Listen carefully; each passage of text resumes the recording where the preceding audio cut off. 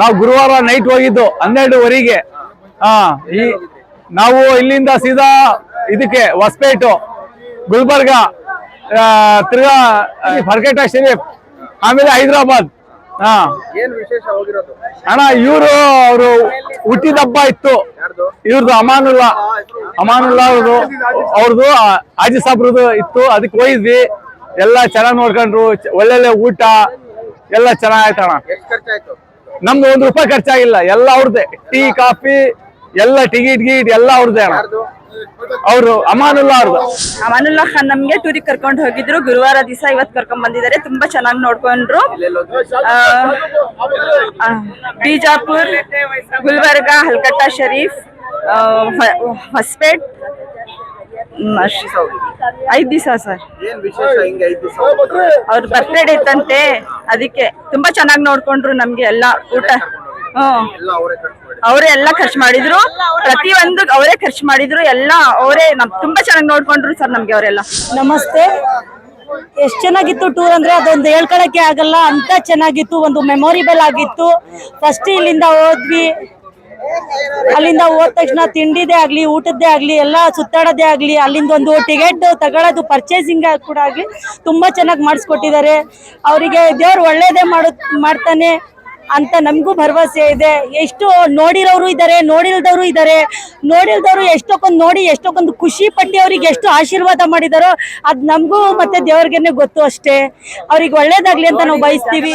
ನೋಡಿಲ್ಲ ಜಾಗೆಲ್ಲ ತೋರಿಸಿದ್ದಾರೆ ಸರ್. ಯಾರ್ಯಾರು ಏನು ನೋಡಿರ್ಲಿಲ್ಲ ಅಂತ ಜನ ನೋಡ್ಲಿ ಅಂತ ಕರ್ಕೊಂಡೋಗಿದ್ದಾರೆ ಸರ್. ಅವ್ರು ಇವಾಗ MLA ಆಗ್ಲಿ ಅಂತ ಬಯಸ್ತೀನಿ ಸರ್ ನಾನು. ಅಷ್ಟು ಚೆನ್ನಾಗಿ ಬಡವ್ರು ಬಂದ್ರಿಗೆ ಎಲ್ಲರಿಗೂ ಆ ಜಾಗ ತೋರಿಸಿದ್ದಾರೆ ಸರ್. ಬುಧವಾರ ಸಾಯಂಕಾಲ ಇಲ್ಲಿಂದ ಹೊರಟಿರೋದು. ಇಲ್ಲಿಂದ ಹೋಗಿ 6 ಬಸ್ನಾಗೆ ಜನ ಇವ್ರಿಗೆ ಜ್ಞಾಪನ ಮಾಡ್ತಾ ಇದಾರೆ, ಇನ್ನೊಂದ್ಸತಿ ಕರ್ಕೊಂಡು ಹೋಗ್ರಿ ಅಂತ. ಯಾಕಂದ್ರೆ 6 ಬಸ್ಸಿಗೆ ಜನ ಕರ್ಕೊಂಡು ಹೋಗೋದ್ ಇದ್ದಲ್ಲ, ಅದ್ರದ್ದು ಇಂದ ಏನೇನ್ ಕಷ್ಟ ಬಿದ್ದಿದ್ದಾರೆ ಅವ್ರಿಗೂ ಗೊತ್ತೈತೆ, ನಮಗೂ ಗೊತ್ತೈತೆ. 1 ಸತಿ ಇರ್ಲಿ 3 ಸತಿ ಡೈಲಿ ಊಟ, ದಿಸಕ್ಕೆ 3 ಸತಿ ಊಟ, ಏನು ಕಮ್ಮಿ ಮಾಡಿಲ್ಲ. ಡೈಲಿ ಬಿರಿಯಾನಿನೇ, 3 ಸತಿನೂ ಬಿರಿಯಾನಿ ತಿನ್ಸಿದ್ದಾರೆ. ಲಾಡ್ಜ್ ಬುಕ್ ಮಾಡಿದ್ರು. ಎಷ್ಟು ಜನ ಇದಾರೆ 6 ಬಸ್ಸಿಗೆ, ಎಷ್ಟು ಜನ ಇದಾರೆ, ಒಬ್ಬೊಬ್ಬಗೆ 4 ಜನಕ್ಕೆ ಲಾಡ್ಜ್ ಬುಕ್ ಮಾಡಿದ್ರು. ಇವರು ಏನಿಲ್ಲ, ಆರಾಮಾಗಿ ತಿಂದು ಬಂದಿದ್ರು. ಶೆಫ್ ತಿರ್ಸ್ಕೊಂಡ್ ಬಂದಿದ್ರು, ಎಲ್ಲ ಮಾಡ್ಕೊಂಡ್ ಬಂದಿದ್ದಾರೆ.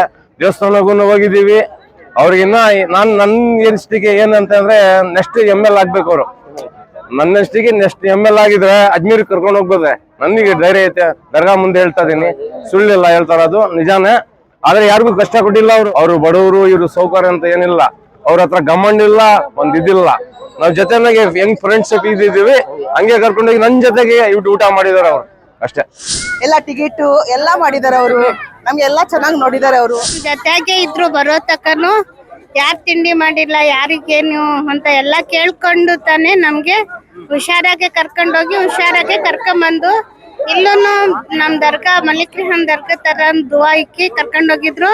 ಅದೇ ದೇವಸ್ಥಾನ ಮುಂದೆ ನಿಲ್ಸಿ ಎಲ್ಲರಿಗೆ ನಮಸ್ಕಾರಗಳು ಕರ್ಕೊಂಡ್ ಬಂದರೆ. ನೀವು ಸಣ್ಣ ಆಗ್ಬೇಕಲ್ವಾ? ಅದು ಒಂದು ಉತ್ತಮ ಆಹಾರದಿಂದ ಸಣ್ಣ ಆಗ್ಬೇಕಲ್ವಾ? ಪ್ರತಿದಿನ ನಮ್ಮ ಜೀನಿ ಸ್ಲಿಮ್ ನ ಯೂಸ್ ಮಾಡಿ ಯಾವುದೇ ಸೈಡ್ ಎಫೆಕ್ಟ್ ಇಲ್ದಂಗೆ ನೀವು ಸಣ್ಣ ಆಗ್ತೀರಾ.